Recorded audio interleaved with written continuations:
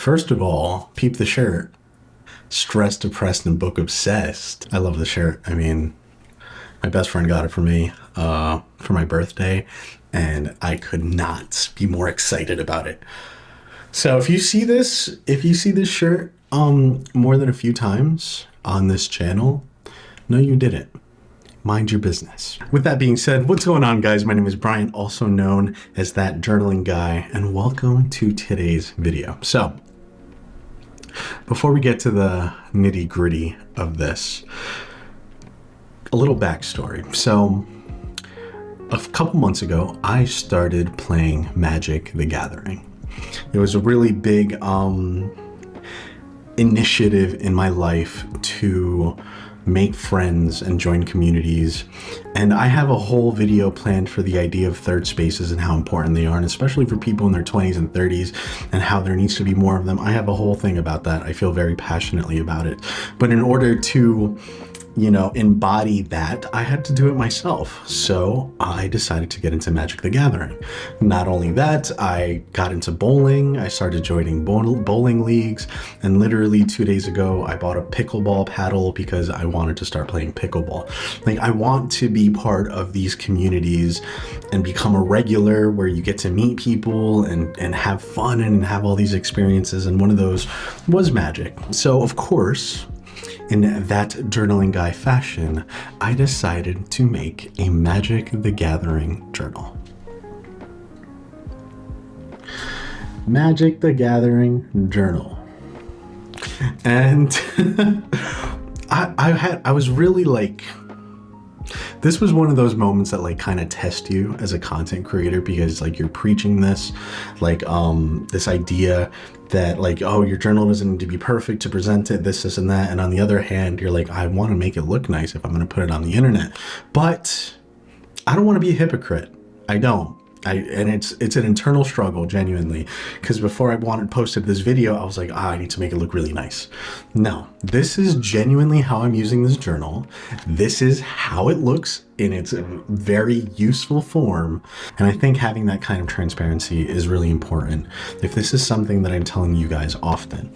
So don't get me wrong. There are journals out there that I really like to make pretty and nice and look really good, but this one, I needed it right away. So unfortunately, I didn't really record the process of building these spreads out. I kind of just did them.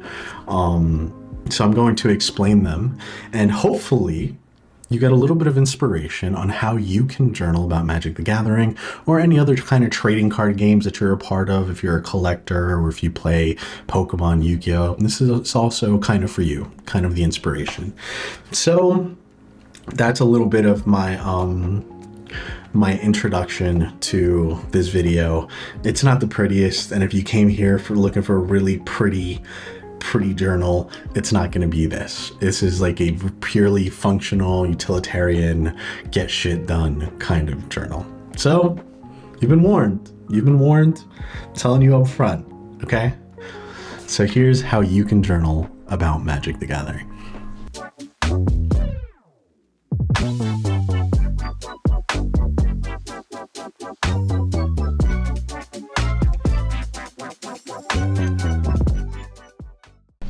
The first thing that we have is my deck tracker.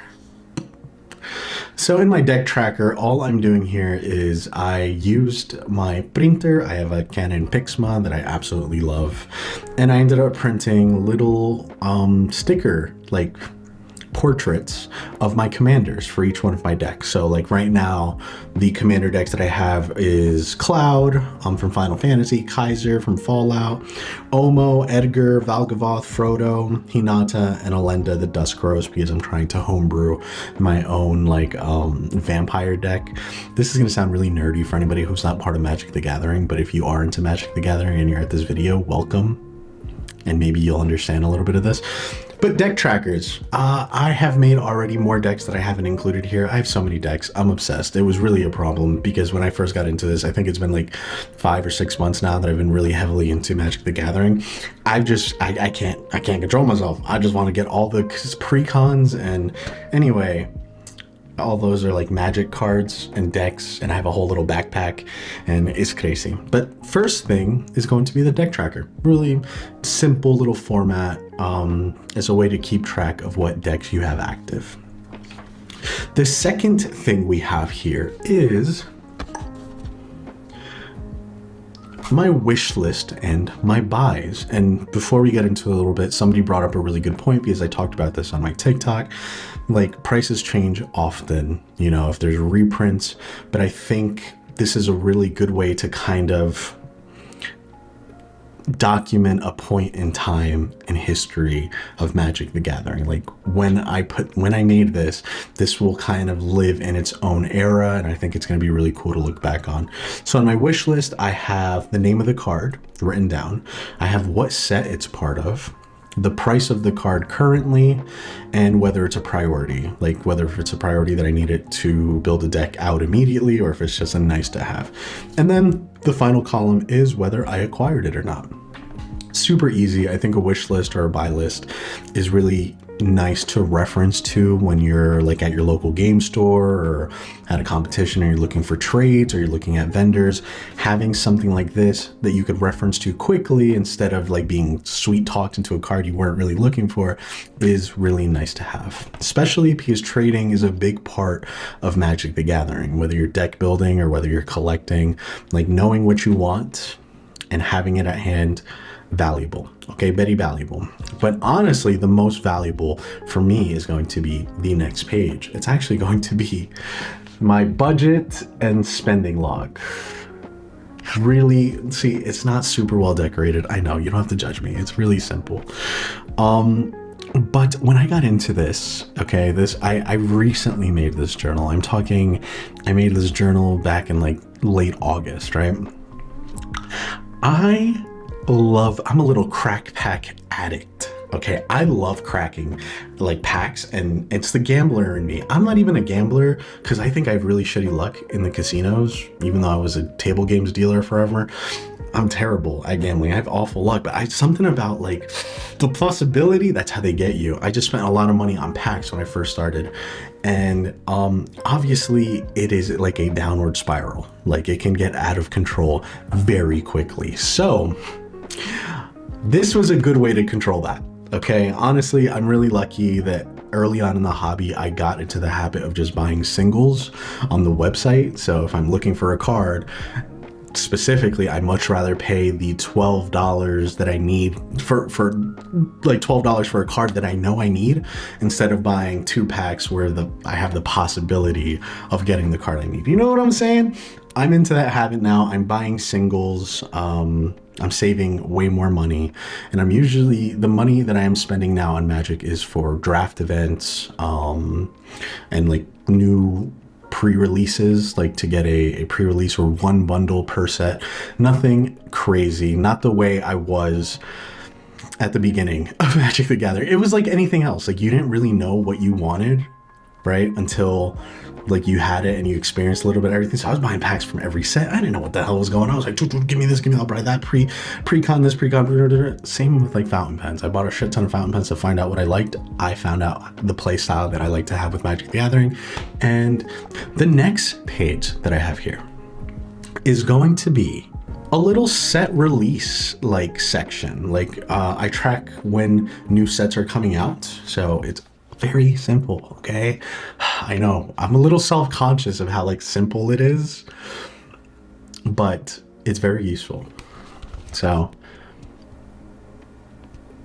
you know, so I have Spider-Man and Avatar, and obviously the new sets all just got announced for next year, mostly Teenage Mutant Ninja Turtles, Lorwyn, all that stuff. I'm going to add that here, but I have the release dates for each new set that's coming out, how the hype level, so how excited I am for that set, the product, like what kind of product it's going to be, whether it's a secret layers or like a standard set, and then my plan for that set, whether I'm going to a pre-release, an event, some kind of tournament, what if I want to get a bundle, if there's a pre-con, like I have that selected, like written down under there. And I do have the little like icon drawn out. Yeah, I have the little set icons, so you know, I doodle or something like that, you know what I'm saying? Then here on this next page, written like this, because I guess I was feeling fancy, you know, gotta switch it up. I have my trade or sale records. So with my trade or sale records, I have the date, I have the card that I'm getting, okay, the value of that trade, what I gave them, and whether it was a trade or a sale, and with who. So again, trading and selling is a really big part of Magic the Gathering, and specifically with the group that I play with at my LGS, we kind of just have like an IOU system going, right? Like it's a very trustworthy group, where if you have a card and that they want in that moment that helps them, and you're willing to trade it, then you give them the card and then you write down, hey, like $12 towards a future trade, right? Like this barter system, this honor system where you guys know and keep track of the value of what's going in and out. And so this is a really good way to keep track of that for me. And it's also been a really good way for me to build up my decks without having to pay ridiculous amounts of money. Because what I've actually ended up doing, is a little secret, is I've ended up making proxies for people. If you don't know what a proxy is, it's like a fake card, okay? Like you print it. I use my own printer, I use my own paper, and I print out entire decks. So I charge 25 cents per card that I print towards the value of a real card.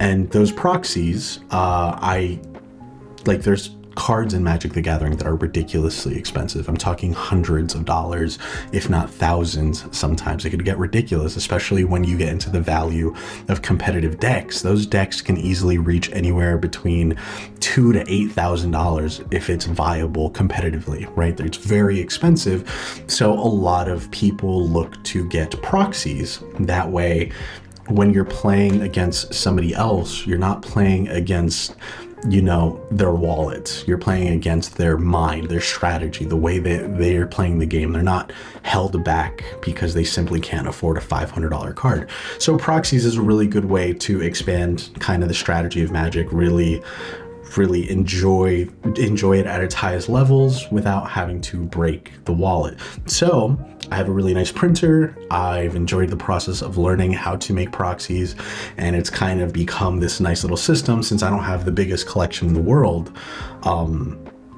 I can just make those proxies for people, put it in towards trade value, and they give me cards, real cards that I'm looking for to build my decks. I keep track of that here. I've made, like, here's $100 card proxy deck, and I got $25 towards a real card. I ended up getting like 4 really real cards, really real and really good cards for that proxy deck that I made. And it works out. Honestly, I think it's a lot of fun. I like that people are kind of like using the cards. I'm trying to make a good product, you know, like good playable stuff. And yeah, we'll get into that a little bit more because I have printed my own CEDH decks in order to learn the competitive side of Magic myself, but we'll get into that in a second. So trade and sell records, really good. The next one, again, I told you I'm like really just learning the whole Magic lingo, the slang, you know, and because of that, I made a page for it. So on this side, I have key terms, and on this side, I have the game changers. So let me explain. The key terms, I printed out something that I found on Reddit, and it's just kind of the color combination of decks. That, like the color combination in a deck that you can have, they're all like nicknamed. So a lot of people will talk about an Esper deck, which is like a white, blue, black deck. Those are the colors that they have, the mana colors. They'll talk about something like Rakdos or Mardu. And when I was sitting in my game store and they're talking about, I was like, oh, is that a Mardu? And I'm like, what the hell are they talking about? I was lost. So I printed this out as a quick little reference. So I was like, oh, is that a Mardu deck? I'm learning the color combinations to kind of speak the language.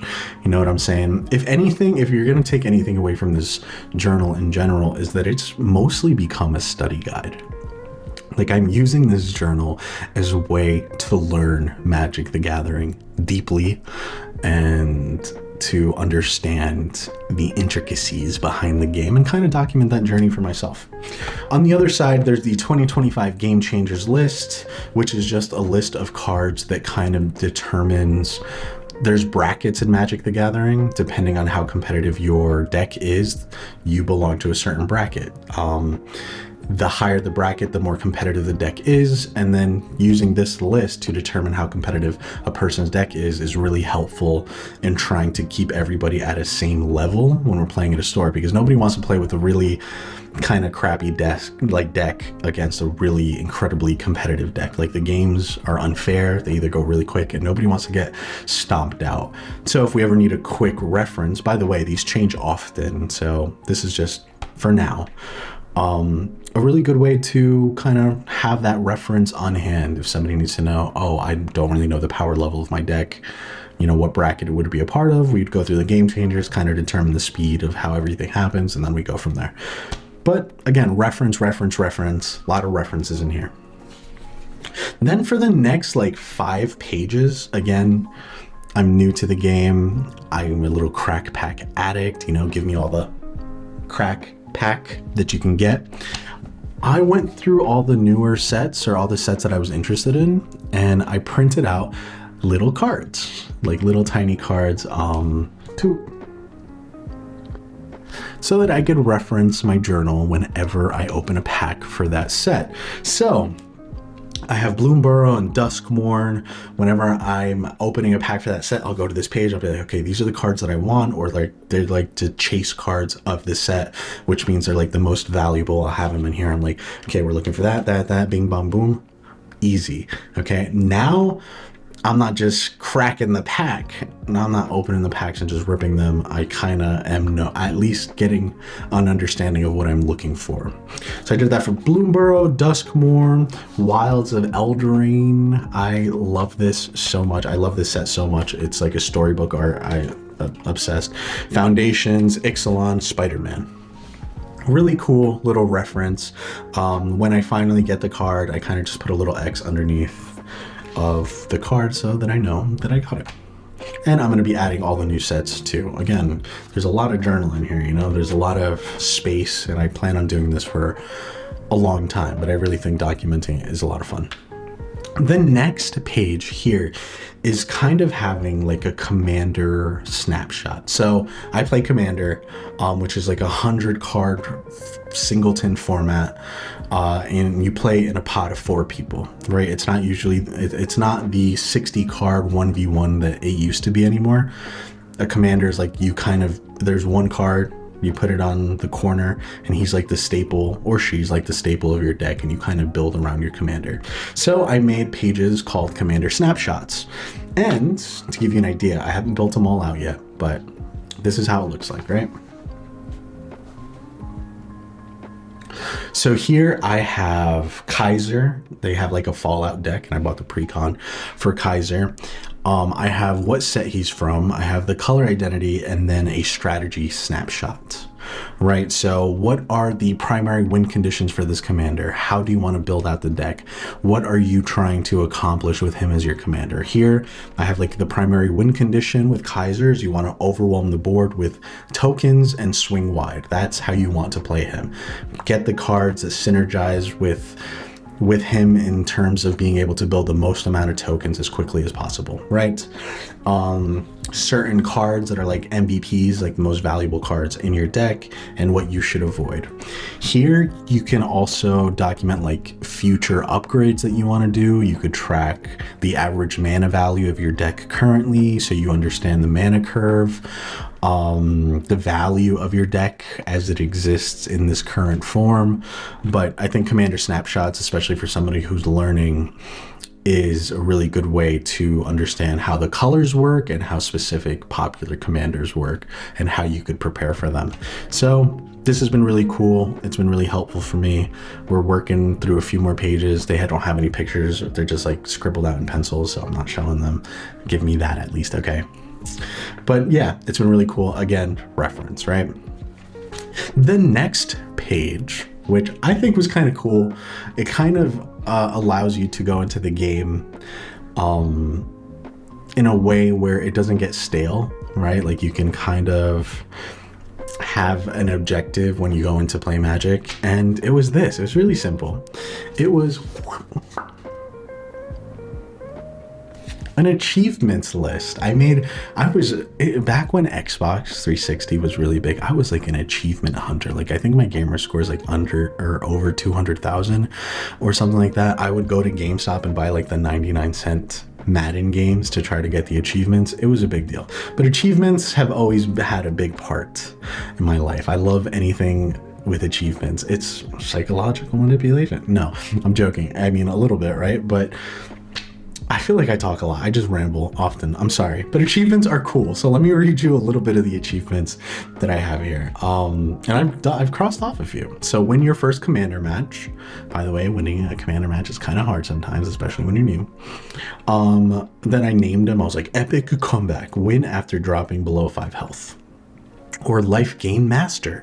Win with over 40 health. I've done that. Overkill. Deal more than 40 damage in 1 turn. So little tiny achievements to kind of have something to show for your Magic career. I don't know. I think it's just fun. I can't give you a real reason for it. I just added them, and I think it was a good way to explore Magic the Gathering and have like a goal, right? When going into it. One of them was Game Night Hero, host a Magic night at my house. I haven't done that yet. I think that's going to be a lot of fun. I'm going to have the drinks. I'm going to bring some pizza, maybe cook some like buffalo chicken dip, you know what I'm saying? And just play for like 6-7 hours. Who knows? On this side, I had the idea to make a match log. And honestly, I just haven't taken the time to fill them out as good as I should. But if it's something that you want to keep track of, I planned on keeping track of the dates, what deck I played, where I played it, the kind of format that I was playing, what I placed, like how early I was killed, how I felt, and then what went wrong. Because winning a commander game is so rare, what went wrong? What could I have done better? And I think this is a really important part of like studying the game. So the match logs are good, but I kind of do it in a different way that isn't here. Now, when I'm saying that this is like strictly utilitarian, the next few pages are genuinely just like a study guide.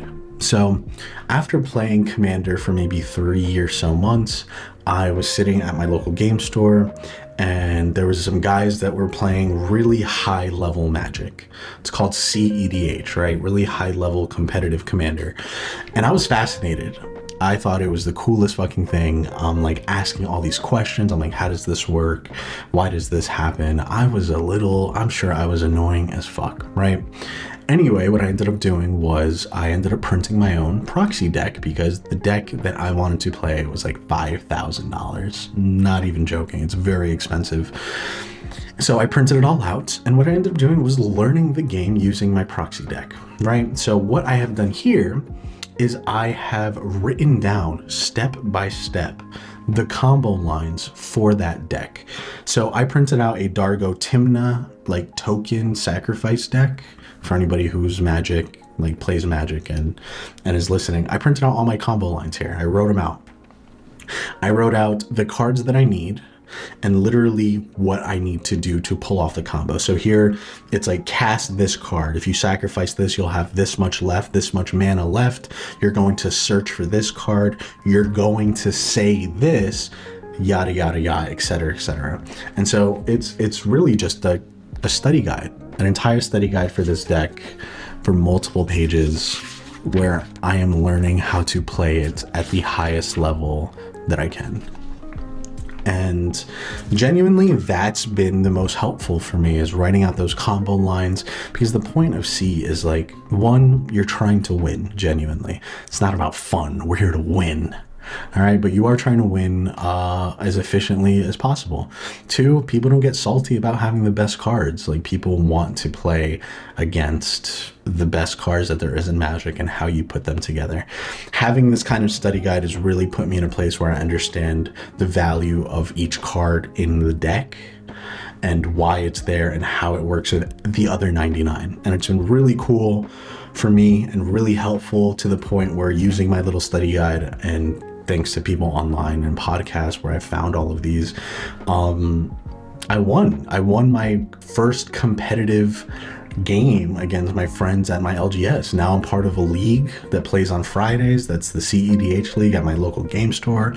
We've been playing now for 2 weeks, and like I want to start going to tournaments, and like this is how seriously I'm taking this. Why? Because why not? The people are cool. The game has been a lot of fun. I think you should not be afraid of judgment. Okay, if people think you're nerdy, let them think you're nerdy. Be passionate about stuff. It's cool to be passionate about stuff. Fuck what the people say. If they think you're cringy, they can in the back. It does not matter. Do what you want. I'm 32 and I just got into Magic the Gathering. I don't care what people say or think. I think this is a lot of fun. I think there's so many aspects of this that really put my mind to the test, and the community aspect has been really, really great as well. And yeah, that was a little rant at the end, I know, but that is my Magic the Gathering journal. It has been awesome. Again, I know I battled a little bit with the idea of like even showing this off, but I think it can inspire people to kind of start documenting their hobbies, like trading cards. I think this is a really cool way to document that aspect of your life. So, ta-da! This is it. This is him. I hope you guys enjoyed that video.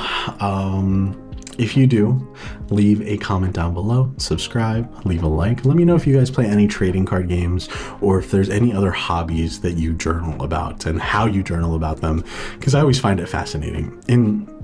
When I say in Journaling Guy fashion, by the way, I mean I dedicate journals to so many different things. I compartmentalize so many aspects of my life to one journal that's what I mean. I have no problem just starting journals about literally anything. I've talked about this in another video. I have like rap lyrics in one, recipes. Okay, I do recipes. I have one that's purely just lists, like places I want to visit, places I like, my favorite books, favorite songs, favorite, like just lists. Okay, I have so many journals just dedicated to one specific thing that I think it's a lot of fun to do. Maybe that's just a me thing. Anyway, I'm just rambling in this video. I hope you guys liked it. Before I get off real quick, I've been writing a lot over on Substack, where I do some deep dives into the psychological aspects of journaling, a little bit of productivity, and some real personal reflections. So if you're into that, if you could go subscribe over there, I'd really appreciate it too. And I hope you enjoy the content over there. I've been really consistent with it too. We're on like week 40 or something like that. Like a weekly newsletter about journaling stuff. Come on, that sounds like a good deal to me. No, honestly, it's been really great. I appreciate all the support that I've had over there, all the people going over there, and the people here now on my YouTube channel. I appreciate it endlessly. Thank you guys so much, and I'll catch you in the next one. Peace.